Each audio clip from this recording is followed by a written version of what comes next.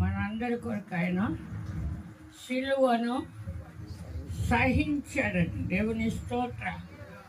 ఈ భూమి మీద నదులు చెడుతను విస్తరించినప్పుడు నీళ్లతో నోవహు కాలంలో నాశనం చేశాడు.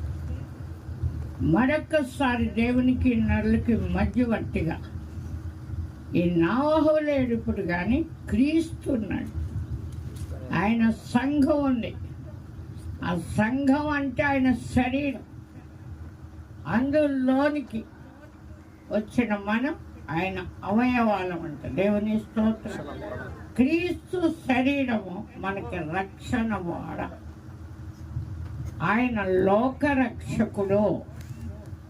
నోవహు యనమడుగులు మాత్రమే రక్షించగలిగాడు. చితిసారమాలతో వారు సిద్ధపరుచుకుంటే నీవు, నీ భార్య, నీ ముగ్గురు కుమారులు. ఎంత బాగా చెప్తున్నాడు. నీ కుమారులు అంటే సరిపోదా? ఈనాడు నీ కుమారులు అంటే మీరు కూడా ఉండరు అందులో. ఈనాడు మీ కుమార్తెలు అంటే మీరు కూడా ఉండరు. అందరూ ఈనాడు యేసుని నమ్మితే, యేసుని అంగీకరిస్తే, ఎందరు ఆయన అంగీకరిస్తారో వారందరూ